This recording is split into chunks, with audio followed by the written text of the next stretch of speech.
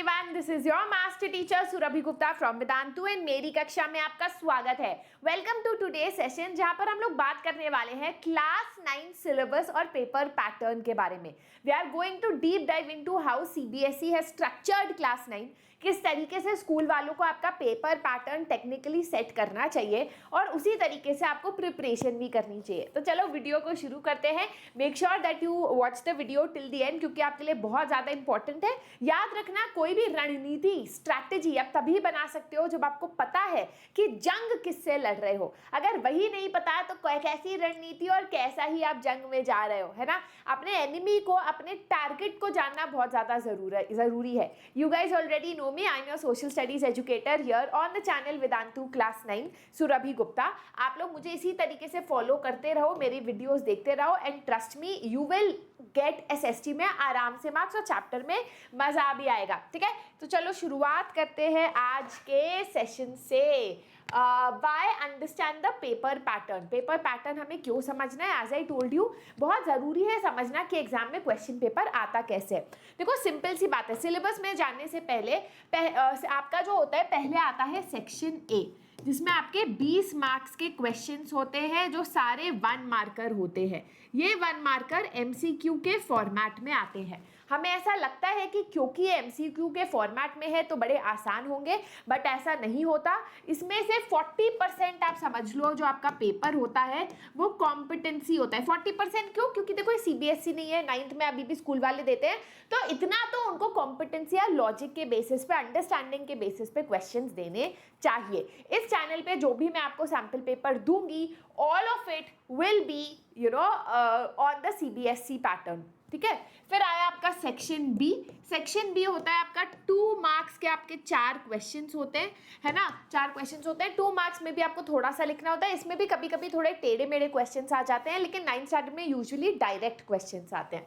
फिर आता है आपका section C, which is 3 marks के क्वेश्चंस, ये भी आपसे आराम से हो जाएंगे। फिर आता है आपका section D, which is 4 marks के क्वेश्चंस, जो होता है आपका केस बेस्ड क्वेश्चन।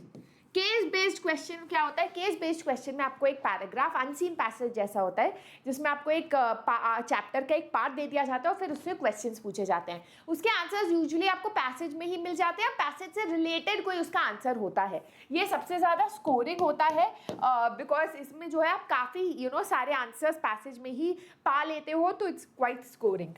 फिर सेक्शन ई होता है आपका 5 मार्कर क्वेश्चन, 4 क्वेश्चंस होते हैं 20 मार्क के, है ना। ये वाले जो क्वेश्चंस है, ये डिटर्मिन करता है कि कितना आप मेमोराइजेशन कैसा है आपका, कि किस तरीके से आप अपने आंसर को लिख सकते हो with sub headings and answers. And then finally you have section F, that is your map work. ठीक है, जिसमें आपके ज्योग्राफी के भी मैप्स आ जाते हैं, हिस्ट्री के भी मैप्स आ जाते हैं। So that is how your paper pattern is like. अब पूरे पेपर में 20 मार्क के जो क्वेश्चन है वो हिस्ट्री से आते हैं, 20 मार्क्स के ज्योग्राफी से, 20 मार्क्स के इकोनॉमिक्स से और 20 मार्क्स के सिविक्स से। अब हिस्ट्री में चैप्टर्स बहुत ज़्यादा लंबे हैं, वो भी 20 मार्क्स के, और इकोनॉमिक्स में चैप्टर्स छोटे छोटे हैं, वो भी 20 मार्क्स का है। तो यू गाइज शुड नो कि कोई भी एक सब्जेक्ट आप नेग्लेक्ट नहीं कर सकते, और जो आपको ईजी लगता है, लेट्स से आपको इकोनॉमिक्स और सिविक्स ईजी लगता है, तो उसको और अच्छी तरीके से करो, क्योंकि सबको 20 मार्क्स ही अलॉट किए गए हैं, है ना। हिस्ट्री की बात करें तो सबसे ज़्यादा इंपॉर्टेंट चैप्टर फ्रेंच रेवोल्यूशन है, क्योंकि ये पहला चैप्टर भी है और बहुत बार रिपीट भी होता है, तो इस चैप्टर को अच्छी तरीके से करना है। चैनल पर ऑलरेडी मैंने कर लिया है, नहीं देखा है तो देख लो। इसका एक 15 मिनट वीडियो भी चैनल पे है, जो बहुत बढ़िया तरीके से, जिसमें मूवी की तरह पूरा चैप्टर समझाया गया है। फिर socialism in Europe and Russian revolution, Nazism and rise of Hitler. तो टेक्निकली ये तीनों चैप्टर्स हैं जो आपके एग्जाम में आएंगे, फाइनल एग्जाम में। और मिड टर्म एग्जाम में forest society and colonialism, pastoralist in the modern world आएगा। ये भी हम करेंगे इस चैनल पे, चिंता मत करो।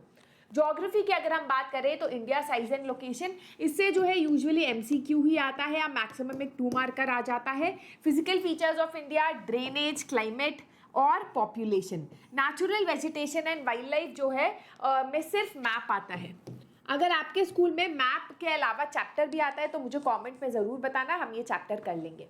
फिर आता है what is democracy, Y democracy, constitutional design, electoral politics, working of institutions, democratic rights, 5 chapters in civics and civics. Economics में एक्चुअली 3 ही चैप्टर्स है। पहला जो चैप्टर है वो सिर्फ पीरियोडिक यूनिट टेस्ट में आएगा, है ना, स्टोरी ऑफ विलेज पालमपुर, नहीं तो people as a resource, poverty as a challenge, food security in India. These are the 3 important chapters, ठीक है। उसके अलावा जो है आपके 5 मार्क्स होते हैं इंटरनल असेसमेंट के, जो प्रोजेक्ट वर्क होता है, डिजास्टर मैनेजमेंट वाला वर्क होता है, ऑल ऑफ दैट, ठीक है। 20 मार्क के क्वेश्चन, 20 मार्क का जो इंटरनल असेसमेंट होता है। हमारे जो सेशंस होते हैं उसके पीडीएफ भी आपको फ्री में अवेलेबल है by clicking on the link in the description box below. तो this is how the paper pattern will look like. अब जैसे ही हम आगे बढ़ते रहेंगे, जैसे आपके मिड टर्म्स आने वाले होंगे, तो हम लोग थोड़े थोड़े टेस्ट को थोड़ा 80 मार्क्स का पेपर सॉल्व करना शुरू करेंगे इस चैनल पे, सो दैट थोड़ा आपको आइडिया लगे कि एग्जैक्टली किस टाइप के क्वेश्चन क्लास 9 से आपसे एक्सपेक्ट किए जा सकते हैं। आई होप आपको आज की वीडियो अच्छी लगी। वीडियो को थम्स अप कर देना, चैनल को सब्सक्राइब करना मत भूलना। इस चैनल पे बहुत बड़ा सरप्राइज आने वाला है, and share this video with your friends. Bye.